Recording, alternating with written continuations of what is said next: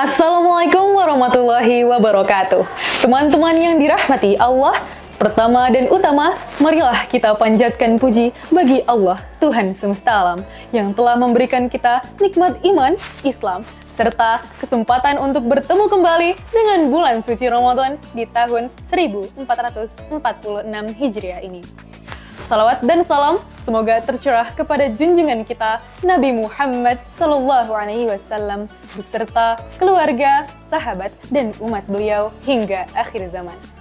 Perkenalkan, saya Aimi Safia Ramendri yang kali ini akan membawakan kisah salah satu dari 25 nabi. Tahukah kalian bahwa ada seorang nabi yang berdakwah hingga 500 tahun lamanya? Langsung saja kita simak kisah Nabi Nuh dan bahtera raksasa. Kisah ini berawal dari setelah wafatnya Nabi Idris alaihissalam. Sedikit demi sedikit, iman kaum Bani Rasid mulai pudar. Iblis beserta pasukannya mengambil kesempatan itu untuk menggoda umat manusia. Hingga suatu ketika, kaum tersebut mulai membuat patung-patung dari orang-orang soleh terdahulu. Awalnya hanya sebatas penghormatan, namun lama-kelamaan mereka semakin yakin untuk menyembah dan memuja patung-patung itu. Ada 5 nama patung yang paling mereka agungkan. Di antaranya Wa'ad, Suwa, Yahud, Yauk, dan Nasr. Oleh karena itu, Allah Subhanahu wa Ta'ala mengutus Nabi Nuh alaihissalam untuk mengingatkan kaumnya agar mereka meninggalkan penyembahan dan berhala dan kembali menyembah Allah Subhanahu wa Ta'ala. Nabi Nuh adalah cucu dari Nabi Idris alaihissalam yang mempunyai kesabaran luar biasa, ketaatan tiada tara, serta kecerdasan yang cemerlang. Umurnya sekitar 950 tahun dan beliau adalah Rasul Allah yang paling pertama. Betapa tekun Nabi Nuh berdakwah kepada kaumnya siang dan malam di hadapan orang banyak hingga sembunyi-sembunyi selama 500 tahun lamanya, demi mengembalikan mereka ke jalan yang benar. Namun, sedikit sekali dari kaum itu yang mau mendengarkannya. Jumlah pengikutnya bahkan tak kurang dari 80 orang saja. Wahai Nuh, bukankah Allah telah menyampaikan kepadamu bahwa tak ada lagi di antara mereka yang akan beriman? Bahkan di antara mereka ada anakmu yang kau cintai. Biarlah Allah yang akan memutuskan setiap dari perilaku mereka, ucap salah satu dari pengikutnya.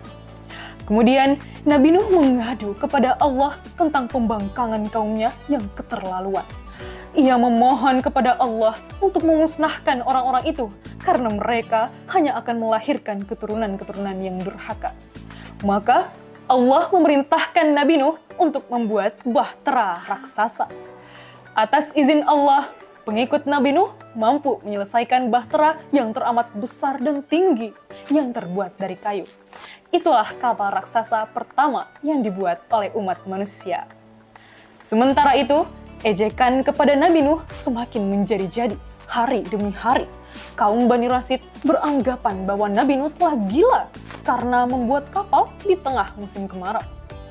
Selanjutnya, Allah memerintahkan Nabi Nuh untuk membawa hewan berpasang-pasangan. Semua spesies binatang ikut serta dan juga para pengikutnya. Naas kecuali istri dan anaknya.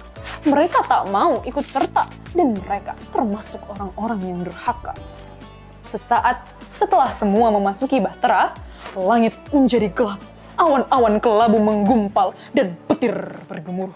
Lalu turun hujan deras teramat dahsyat, air-air keluar dari permukaan tanah dan segera membanjiri daratan. Peristiwa itu menjadi banjir bandang yang menenggelamkan semua benda di permukaan, kecuali orang-orang yang berada di atas kapal. Perumahan, kaum Bani Rasid, dan juga patung berhala semua habis ditelan gelombang banjir. Nabi Nuh beserta pengikutnya tak henti-hentinya mengucapkan syukur kepada Allah Subhanahu wa Ta'ala karena berada di dalam bahtera dan selamat dari mara bahaya. Meski sedih kehilangan istri dan anaknya, Nabi Nuh menerima keputusan Allah dan tak henti-hentinya bertasbih kepadanya. Teman-teman yang dirahmati Allah, kisah Nabi Nuh alaihissalam mengajarkan kita bahwa membangkang kepada Allah dan Rasul-Nya membuat manusia ditimpa azab di dunia maupun di akhirat. Na'udzubillahi min dzalik. Semoga kita menjadi salah satu yang mendapat perlindungannya. Amin, amin, ya Rabbal Alamin. Demikianlah kisah yang aku, Aimi, bawakan hari ini. Pergi ke pasar membeli ikan, tak lupa membeli rambutan. Lihat apa yang disampaikan, bukan siapa yang menyampaikan. Akhirul kalam, wassalamualaikum warahmatullahi wabarakatuh.